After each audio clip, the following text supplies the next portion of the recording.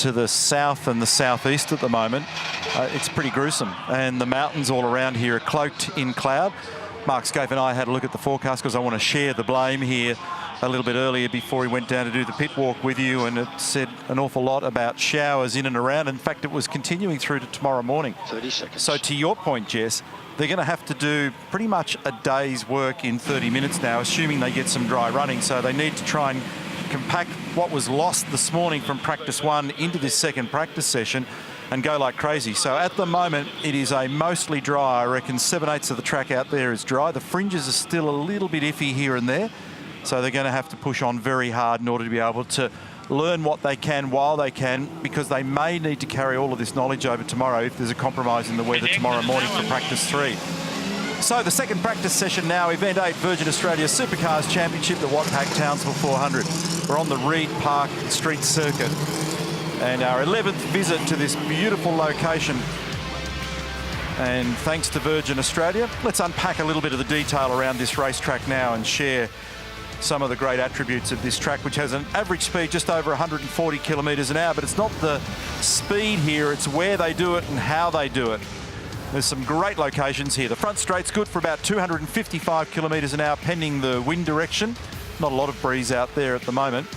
It's a typical street circuit, so there's cambered surfaces, variations in the surface type, little joins here and there, manhole covers, concrete blocks, big curbs, white lines, you name it. Everything that isn't conducive to having a race car behave nicely is out there, and that's what we love about it. So it makes a real challenge for the drivers, a great challenge for the engineers and everybody in the groups downstairs in those race team outfits, trying to figure out a way to guide these high performance vehicles around here at the greatest rate of knots. Leaping over the curbs at turns 7 and 8 is always mega spectacular here. In fact, at the back end of Sunday's race last year, Will Davison got tangled up down there, and that didn't end well for him, as I recall. Turn 10, it's just a great corner because the cars move around so dynamically through that corner. They cross over Boundary Street, which is part of the regular streets of Townsville. There's a real lump in the road down there. Much of that racetrack that you're looking at the moment is actually permanent facility, and then large chunks of it are also part of the street system here in Townsville. Mark Scape joined me back into the commentary box. So the previous session, MS was essentially lost to weather, but we saw Cam Waters going very quickly. You've just done a lap of the pit lane to see who's who in the zoo down there at the moment. Erebus didn't do much in that last session, so now they've got to do a lot in less than 30 minutes. Good afternoon to you. Good afternoon, Neil. Yeah, your point about Erebus, I was a little surprised by them not going out at all. And I was also surprised by the policy around Shane Van Gisbergen, because Craig Lowndes went and found out that they put Van Gisbergen out on slicks because he's just been in a GT car in Japan, and they wanted him to get a feel for non-ABS and all the nuances of a supercar. So they stuck him out on slicks on a wet track. It's like being sent to the naughty corner. That's right. Okay, I'll tell you what we'll do. The track's wet. How about a nice set of slick Dunlop tyres for you, for all your sins? Doesn't get any worse, does it? Anyway, I'm sure he's come to terms with slipping, sliding and braking difficulties now in no uncertain terms. So, yeah, that's a harsh reality. Roland Dane's not here this weekend. He's, in fact, in Japan. And remembering that 888 Race Engineering have got a GT program, and that's what Mark's referring to, that Shane participated in most recently. He actually went very strongly. Unfortunately, there was a little drama with his teammate, but that's a program. He got to drive at Suzuka. It was one of the all-time racetracks in the world. That'd be a great thrill. Let's go to Andrew Jones. Neil, Mark, you just made reference that both Erebus cars sat out this morning's earlier session. When they fired Dave Reynolds' car up at the start, they found a sensor issue with the coolant pressure system. So they've disconnected that because they've had issues when they have a failure causing other problems with other vitals. They'll fix it after this. But that's a byproduct of not doing any laps this morning. Yeah, that's not a good thing. You don't need any compromises when you've got little or no time to be able to do the rest of your job this afternoon. So we've only got 26 minutes remaining in this session, and they'll have a program to work through which involves an out lap, a lap or two for a taste, and then an in lap, a debrief and a download of the data. So they'll get to do that 2, maybe 3 times if they're lucky. And so you've got packages, maybe A, B and C that you'll run. But we do know historically they've got good cars. They've just come off a very strong race at Darwin, where David Reynolds was mighty, finishing as runner-up. Just love this racetrack, Mark. In fact, let's crank it up. I want to enjoy a bit of this.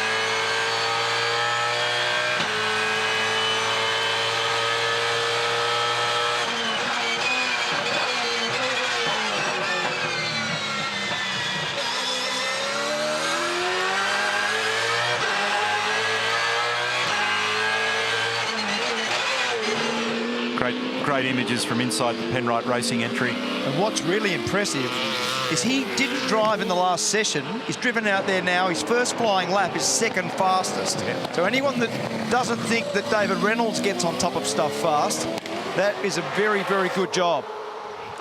Yeah, nice work. There, mate. You're losing some time for Fabs in turn 11 braking. So Fabian Coulthard's gone quickest on a 12.1. The lap record's held by Nick Percat on a 12.9. New livery on that car this weekend. Greg Murphy. Yeah, the bonnet's up on the 55 Superchip Auto racer, Ches Moses in the garage. He drove past just on that first lap as he went past the pit lane. Didn't sound like it was running on 8 cylinders. Sounded like it was running on 7.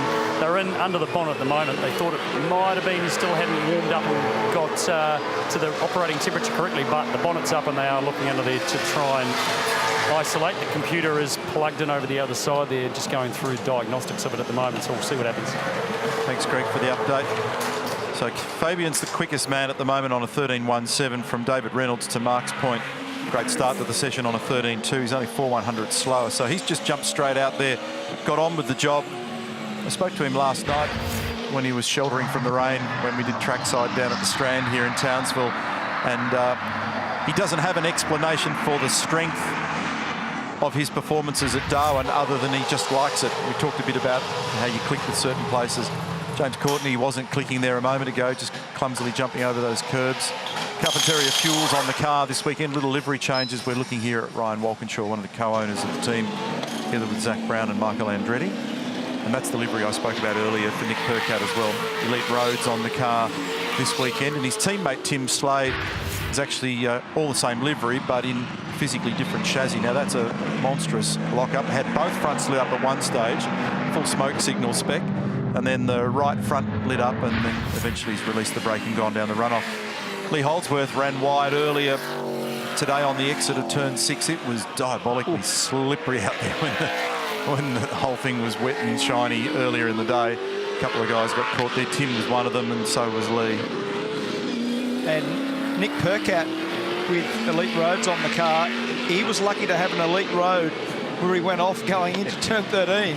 Because that little bit of asphalt before the fence stopped him from going in. He went off the road, into the grass, and then onto an asphalt piece, which stopped him from hitting the fence at turn 13. That was close. In the previous session, yeah. And at one stage there, I think we had the onboard there, and the big size 10 was working hard in the middle pedal. It certainly was. Your brake pressure increases, and so does the aperture of your eyeballs. Very true. Car number 17 on screen here. McLaughlin, position number 6 at the moment. In the recent past has strung together 3 pole positions here, 2 of them in 17, 1 on the Saturday here last year. Conversions, though, for Scotty at this place have not been as strong. 1 victory for him. The guy that's got all the numbers against his name far more than anybody else is Jamie Whincup. It's been ridiculously successful. What do you got? Have a look at the margins. Yeah, a little bit of Fabian Coulthard, 13.17. Most corners. It's a little drive, not 100%, but it's okay. It took a little bit for me to use that throttle. It's too heavy on initial throttle. So they've got a different throttle quadrant or some geometry around the throttle system there. Springing, and the way that has been reported there is he doesn't like how heavy it is at the start of the throttle application. For Scott, they're always good comments, those ones, and that can be different from Fabian. In fact, that's probably a little bit of what we saw with Fabian before, because we actually heard that he got both pedals a couple of times and he had some residual throttle on, so they may have actually just come up with the springing as a consequence. But just about to make the point, Fabian Coulthard fastest with a 13.17, right down to Tim Slade in 7th. There's only 0.15 between the top 7 cars. The thing about this group of drivers is they know their cars, their teams, their engineers and their own capabilities inside out. So, yeah, they're affected by 30 minutes of wet weather earlier today. They get out there and they're at 1 with the car pretty much on the 2nd or 3rd flying lap. A lot of experience, if not in supercars, then certainly in many other categories. So even the drivers that we're classing as rookies this weekend have seen the racetrack many times before. Lee Holdsworth, one of the few cars out there at the moment. Whincup's out there, Lee's out there, and Macaulay Jones. Macaulay, by the way, don't ask me why, but between Darwin and here this weekend in Townsville, he set a new, what's going to become a world record as the world burpee champion. No way. And that's not what you do after a beer. It's a physical activity. He's done 870 of them in an hour, and they're applying to the Guinness Book of Records for him to become a world champion burpee operator or whatever, athlete. Anyway, so now the really big question around that is why? I'm totally with you. I said to him, what are you doing? How's his abs? I don't like to stand too close to him. It's a bit embarrassing. No, but I just mean he'd be sore after that. That'd be a fair workout. Oh, yeah. Yeah, but I still don't like to stand next to him. Yeah. Anyway, congratulations for that, Macaulay Jones. I'm sure we'll catch up with him somewhere over the weekend to celebrate that. We saw some cool great shot. vision, didn't we, with Jamie in the previous session? Right here, he was right out sideways. This is turn 5. He was right out. Full opposite lock on the car. Did a beautiful job. And then we also saw him off the road down here at turn 11. So this is this little complex of 8, 9 and 10 where you cross Boundary Street in this great bump. We don't often say a great bump, but it's a great bump. And then It's this great little, for us. It is. And that little painted line on the left-hand side caught him out with the left-hand rear, and down the escape road, Jamie Whincup went. This was the spot that Percat, you can actually see his marks there. Percat straight off at turn 13. Now, what's Whincup done on this lap? Because he was on his personal best on the first sector, 13.3, same as his 13.28. So he's done a couple laps now at the low 13 margin to be 4th. Had a bit of wheel spin going here and there, and it actually got stuck in, I think it was second gear as he came off the last corner. It just hung for a while before he could get it cleanly through into third. You'll see the little telltales on the onboard display there. You'll see a little bit of the wheel spin light activity, and you'll also see the lights blinking here a lot for any brake locking on either the front left or right, as we're taking a view here from onboard Chaz Mostert's car, the Super Cheap Auto entry, back to James Courtney at turn 10. So on a street circuit, because it's so lively, there's so much going on, all of that rhythmic stuff is very important around here, and managing wheel spin, looking out for those little lock lights. They're not staring at them, it's just a hint of light, and there's colour variance between the two so that the drivers understand what's going on at any given moment, and it just helps put together the whole mosaic of how to get around here when the work rate in the cabin is very busy. Initially, they came to me and said that they just thought it was a mapping issue with the 55. He's back in the lane, the bonnet's back up. They are actually removing the airbox now, boys, from what I can see here. So it may be a little bit more internal. There's a lot of actually shrugging of shoulders at the moment that make you think that they actually don't know what's wrong with this thing. So he did a total of 5 laps in that first session. Currently not done 1 lap worthwhile out there at the moment. So no practice so far really for Chaz Mostert. Yeah, that's a bit of a drama, isn't it? Thanks for the update, Greg. 17 minutes remaining in the session. Open heart surgery, and Greg's got his eagle eye on there off to the side of the car as they try and figure out why. The positive part of that story is that he was the fastest in the wet. So Mostert drove straight out and was the fastest car by a fair way. It was almost a second faster than the next car in the early stages of the first session. So all is not lost from Chaz Mostert perspective, although Greg's point is 100% any time loss around a place like this, because it is such a compact racetrack. Remember, one end of the place, the western end, is a pretty much traditional street circuit. Then as you head east across the Ross River, all of that becomes a parkland circuit, which is pretty much a permanent style racetrack. So it's got a very weird nuance and a lot of character and lots of different surface types and all the things we've spoken about. So it does take a little bit of head scratching in terms of making it ride the curbs and do all the things that are nice around a very compact and difficult racetrack. Caltech, beg your pardon, Castrol is celebrating their 100th year in business, and special livery this weekend for Rick Kelly, and that's one of the reasons why we were focusing on him a moment ago. Not on a podium at this location. Most of the places we've been to, Rick's had some success in some form or another, but it's eluded him at this place. Cam Waters was quickest in the previous session. So congratulations to everybody at Castrol, and they've been huge supporters for not only Kelly Racing in the recent past, but many other racing organisations over a really long period of time. They've invested very heavily in the sport. Now thanks go to them, and we congratulate them on becoming centurions. Well done. Who could forget those days of Larry Perkins and all those great wins under the Castrol banner? And certainly, as you said, sincere congratulations to everybody involved, all their executive team and all those people that have been part of that century of participation. As we see Rick Kelly in the background going in, and Shell V-Power Mustang attack the last corner with McLaughlin. Pushing inlet, pushing inlet. So they wanted to go quick on the inlet. But I was interested in the arc and the line that McLaughlin took then. And it's one of the things that is I'm trying to focus on a bit this year in understanding where and how he unlocks speed, because he's shown volumes of it in places where others haven't. And if you take that turn 13 as an example, then it's the entire arc of the way in which he gets around that corner.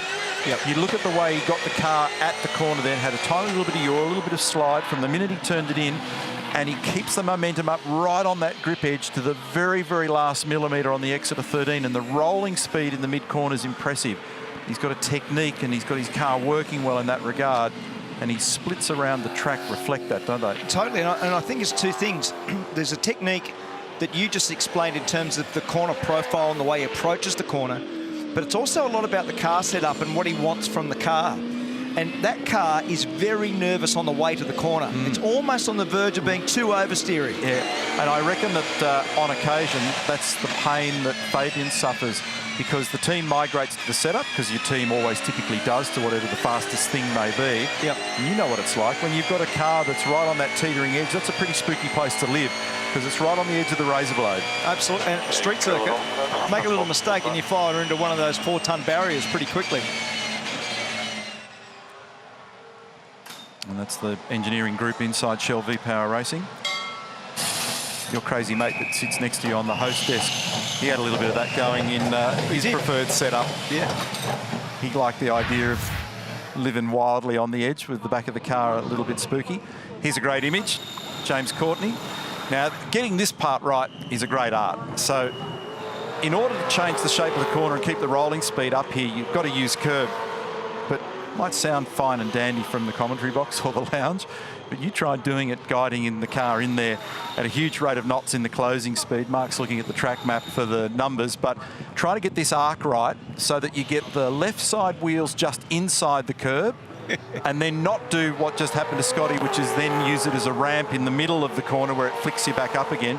And we saw a great image several years ago of him driving a Volvo around here where he just got it in the perfect spot. You end up with your right side wheels where your left wheels would normally be at the apex of the turn. You open up the shape of the corner, you pick up a few Ks on the way, and you do it in such a way that doesn't make the car bounce. Sounds fine. Sounds easy. Why can't everybody do that? It's certainly not. And that approach speed is roughly 190 Ks. So as you're trying to brake it, slide it, get it turned in, and then not make the curb upset the car too much. You want the curb to generate less, in terms of corner profile, less work for the car to do, but don't make it jump over the curb and use that ramp effect on the inside that Neil explained. So it's a very precise, and that was, again, the little bit of oversteer that we've been commenting so many of the cars have got. And that's David Couch saying adjust your bars, because the way that, well, in that particular case, you've actually got to reduce the rear bar on the turn-in, so soften the car to try to take some of that initial oversteer and lack of rear grip away in the turn-in phase. 13.8 was the last lap for Jamie's best lap so far has been a 13.2. Peak speed, Will Davison, 13.1. That is a car that's just a little bit on the knife edge in the back at the moment, isn't it? Davison, Coulthard, Waters, 1, 2 and 3. Reynolds, Best, Holden, followed by this man. He had to put a fair bit of opposite lock into it there. Now he's down to this wild left and right hand sequence at 7 and 8.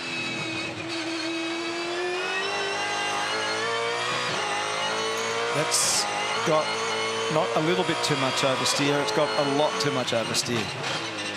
So oversteer, whoa, gathered it up, nice car control. But it's effectively not enough rear grip, the rear of the car sliding too much from the time he turns the wheel, even to the exit of the corner. And I got a hunch, you know, not that I'm sitting in that seat feeling what's going on, but it's pretty lively in the rear end under brakes from earlier in the process.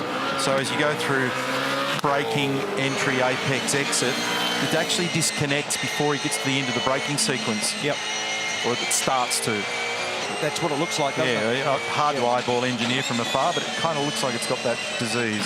Pretty good first sector here for McLaughlin. It's the fastest we've seen for the session so far.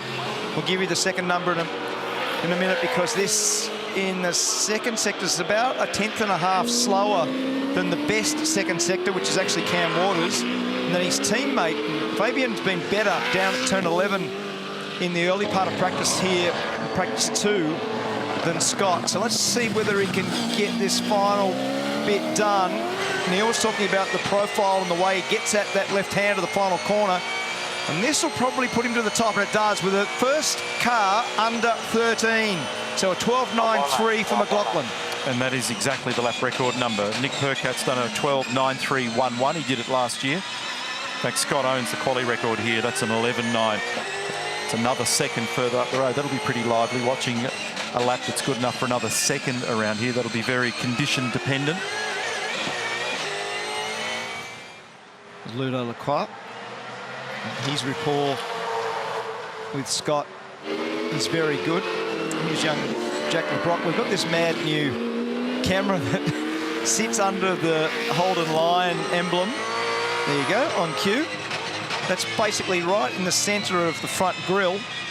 And it's this beautiful low shot that picks up on all the nuances of this very difficult and unique racetrack.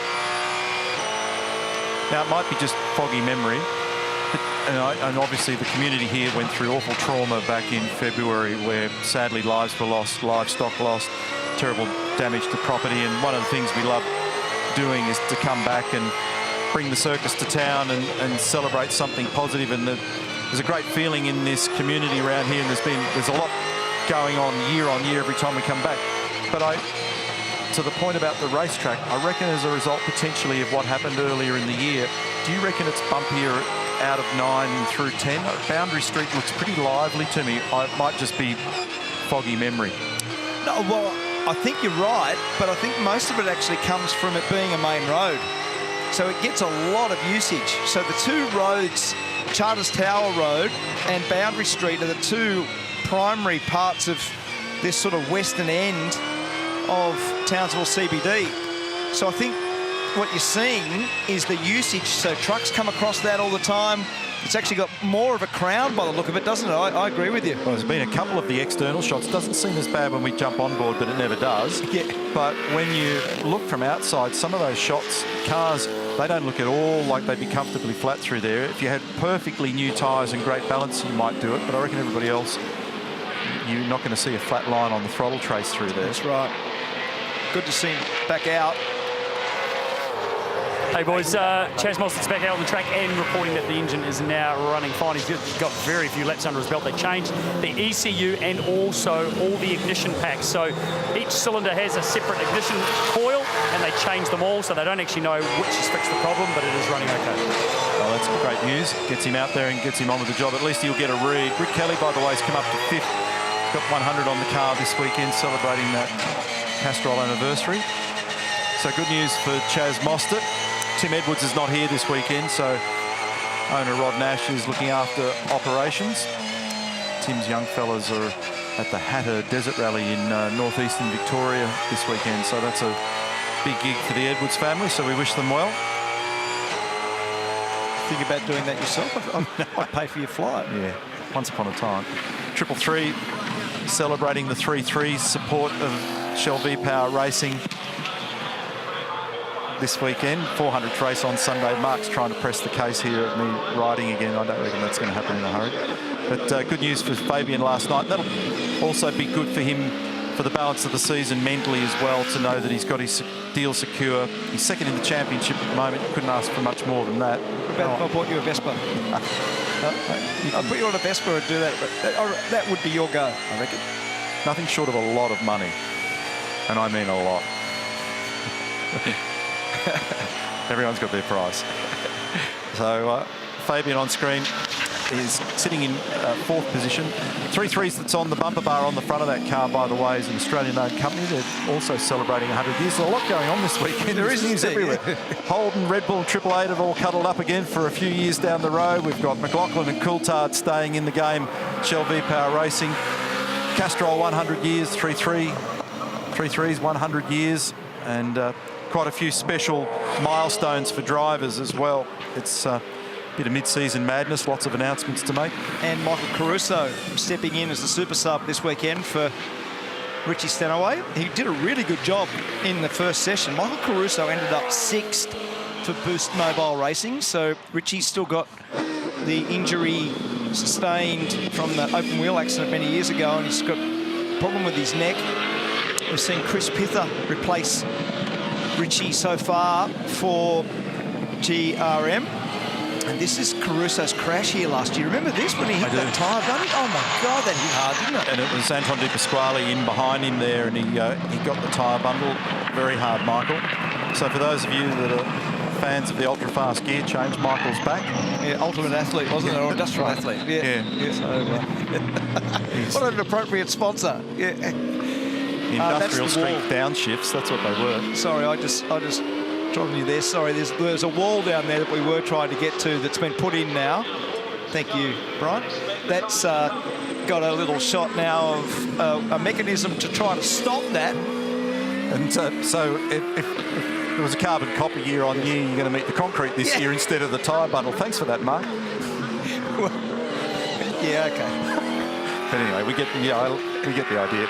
Mind you, that applies to the entire racetrack, so I won't beat you up too hard. But you were trying to make me ride a motorcycle before. Oh, well, the reason the wall's gone in and the reason the tyre bundles are there is if you lost control and went across the grass, you can actually hit the driver's side of a car coming out of turn 11. Which is always spooky, and we've seen that on occasions where we've held our breath. Cam McConville had one at Phillip Island many years ago. Alex Premer and James Courtney in the grass, same thing. Yeah. So the reason it's there is a valid reason, Neil. I'm on your side. I just saw an opportunity to give you a quick, short, swift kick. Cheap shot, they call it.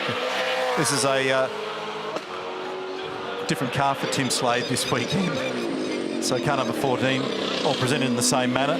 But remember, this car got damaged, or should I say the previous car got damaged at Darwin last time out, and they decided that rather than try and hurry the repair process, they'd also switch chassis. And part of what's underpinned that decision for Tim Slade also, he's had a ropey start to 2019. It just hasn't gone his way this year.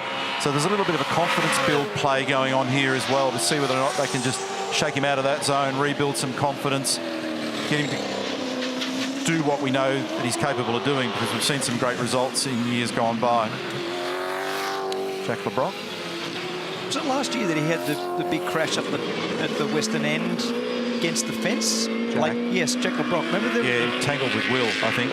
And there was another tangle with James Courtney down at the other end, down at turn 2, I think, as well. So that was a pretty heavy accident, actually, last year for Jack. That was on the final lap of the race. Was it Jack? It was certainly Will. I just can't remember the other participant. I'll find out.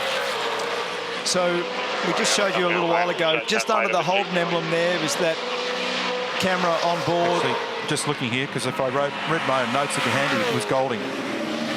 Turn 8. Golding and Will. Oh, was it? Right. But what about at turn 2.5? Turn 2.5, wasn't that Jack LeBrock coming up through the kink? Yes, and James Courtney. Yes. Yeah, correct. Thank you. We got there in the end. Hands up all those with headaches. Wow. Head like that should ache. Stop it. McLaughlin's gone faster, so he's actually further improved now. He's nearly at a mid-12. So that's a 12.6 for McLaughlin. He's got 6/100ths over Lee Holdsworth. Fabian Coulthard in third position at the moment. David Reynolds has just got in there and mixed that up. He snuck in. Good job. 12.75. Yeah. So he's only 500ths slower than Scott McLaughlin. Now, Di Pasquale is doing a really good job here. We'll just see whether he can make the apex. He just went in there a little hot for the final corner. And what does this do for young Anton, whose speed's been very impressive again all year, up 13 spots up to 4th. So McLaughlin, Reynolds, Holdsworth, Di Pasquale, Coulthard, Slade, Will Davison, Rick Kelly in car 100. Cam Waters, Chaz Mostert, 10th. This will put Winterbottom up also. He's currently sitting 19th, but he's done the first sector better than any other driver. Personal best for him in the second sector. So this is going to get him in the game too. Up 14 spots, position 5, 12.9. So we've now got 5 drivers in the 12s. Mostert in the foreground. McLaughlin's 11th at the moment, having lost that chunk of time where they had to change a whole bunch of things, reported by Greg Murphy earlier on. Lee Holdsworth, he's currently sitting in 3rd, so this continues that momentum that we spoke about. Shane van Gisbergen hasn't done very many laps. He's only done, based on where he's at there, he did his fastest lap on lap 7. He's done 13, and he's way down in 17th. Lee Holdsworth now has actually done the best lap, so a 12.67, so he's showing really good form after that frightening, didn't spin, but almost spin at turn 6 in the rain. That was very close to making contact. So Holdsworth has been quick this whole session, and Cam Waters is on a pretty good lap here too, Cropper. And when we first unpacked the suitcase and came here in 2009, Lee Holdsworth dazzled us with a pole position way back when. So we've talked before about the fact that certain street circuits on the tour, he's really clicked on occasion. Sydney Olympic Park was one of those places here. When we were racing on the streets in New Zealand and Hamilton, well, it just generally has done pretty well on street circuits. So he's got that car humming along nicely. Cam Waters, his teammate, up into 4th position, also on a 12.8. So it's a bit mixed up there at the moment, isn't it? So to your point, there are a couple further down than you would think. Whincup's 15, and Van Gisbergen, just as I was about to mention, obviously on a better set of tyres now, has gone straight into position number 2. And he's only 1/100th of a second back. You could hear Grant McPherson in the background. So that's true to the 2018 form that we saw from Shane Van Gisbergen, who last time out here generated on the Sunday a pole out of the Armour All Top 10 shootout and converted it to a victory on Sunday afternoon. We are done and dusted for practice number 2. Here are the unofficial results for you. Lee Holdsworth, nice work. Top of the charts in the Botlow Ford Mustang from Shane Van Gisbergen. Then Scott McLaughlin, David Reynolds, ridiculous margins. So it's 7/100ths of a second covering the top 4 cars. That's amazing. Cam Waters only a 10th away. And then De Pasquale, Winterbottom, Coulthard, High and Slade. That's the 10. And then just a whisker outside, Will Davison and James Courtney. Jamie Whincup was strong early on in the top half dozen cars or so, but he ended up down the order there in 16th position. Reid. Fabian Coulthard, tricky old first session to get through, so no doubt that was an important one to run through the program. Yeah, it was. You know, we would have liked to have made a small change for that last set, but just 30-minute sessions, it's go, go, go, and didn't quite get it in. But, you know, on the whole, pretty good. You know, both cars have rolled out pretty good. So, yeah, learn a bit overnight and come back tomorrow. Neil was asking the question, does the track seem bumpier than previous years here? No.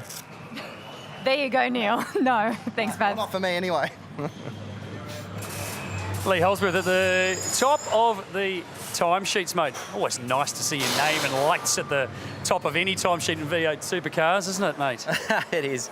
It is, and especially around here. You know, I love this track. I've always enjoyed it around here, and you know, it's been 10 years now since my anniversary pole here, which was my first one ever, and the first Boys one. just mentioned that actually on air. How hard did I celebrate? Pretty hard. But yeah, so you know, the cars, the Botlow cars, really hooked up. You know, we obviously didn't get much of a chance to tune it today, but we've rolled out of the box with a pretty quick beast. So let's hope we're in the same position tomorrow after qualifying. Yeah, mate, you worked through things. Obviously, next door, Chaz had a few issues there too, but he'll be able to obviously delve into what you guys did. You did throw a new set of tyres on there at the end. What kind of change did that make, other than speed? I mean, what did it do to the car balance? To be honest, I didn't get the best out of the greens. The previous set, they were an older set, and I was only half a tenth quicker on the green run. So a bit disappointed with the speed in the green, but bit of it was in me, bit of it was in the car. Balance didn't change too much. Probably need a bit more front for the green, but yeah, it's pretty close to the mark, mate. Thanks, buddy. Well done. See you tomorrow. Cheers, mate. Jamie Whincup, you had a run at the end there. It looked like you just missed getting across the line to start your flyo. Is that correct? Yeah, that's correct. All in all, though, we had a good session. We tried some radical things to try to improve the car speed. Don't know if they're better or not. We're going to have a look at the data and divulge into it a little bit more. But yeah, I would have missed the finish line by half a second, I reckon. So anyway, that's the way it goes. All good, only practice. We'll have a good look tonight and see if we can make the car better tomorrow. Whenever we have a wet practice 1 and the rest of the weekend looks dry, it makes that practice 2 really intense, doesn't it? Neil Crompton said there's usually options A, B, C and D. How many options did you get through there? Well, yeah, it was A and B for P1, and C and D for the next. So we just did A and B. You know, that's all you can do. So we would have loved an extra half an hour, but same for everyone. We'll be right. We'll work it out. Thanks, Jeremy. Thanks, mate. Cheers. Dave Reynolds, yourself and Anton De Pasquale sat in the garage for that first practice session. Did that make this one even more rush for you guys? Not so much rush. The first one was raining, so the only person I was only going to scare myself by going out, and I'm glad I didn't because I had a bit more confidence going to that session. But it was a good session. We got through some changes, and we just got to discuss what we did between the two cars and make the most of it. You guys seem like you're really on top of these cars at the moment. Both yourself and Anton really straight on the pace. Yeah, it was good. I was a bit worried, but you know, you're a bit worried every time you go to another track that you haven't been to for 12 months. So, no, it was good rollout. What are you worried about, Dave? Just life in general, Rihanna. What are you worried about? I'm worried about what's going to come out of your mouth in these interviews. Thank you. So am I. Thanks, Dave. Cheers. Oh, very challenging couple of sessions for Chaz Molster. Got a few laps in the wet earlier on. Chaz, sorry to bloody butt in here, but that one was tough, sitting in the car for most of it. When you finally got out after those changes, ECU and bits and pieces, was it running all right? Yeah. Well, first of all, sum up our day, waste of a day for us. Some issues with the car, which really hampered our running. So really couldn't get to do our test plan we wanted to, but in the end there, we changed a bunch of things and something fixed it. So yeah, the car was running okay at the end there, but lost track time really hurts us this weekend. You got 4 cars in the stable, and one of them was the quickest out there then on a fresh set of tyres. I mean, that's got to be something that you can be positive about, that you can go and look at some other information. Yeah, for sure. You know, I think last couple of rounds have proved we're thereabouts, but we're still missing a fair bit to next door. So today was a lot of focus about trying to bridge that gap, and unfortunately, we couldn't do the stuff we wanted to do. Thanks, bud. Cheers. Yeah, so a bit of a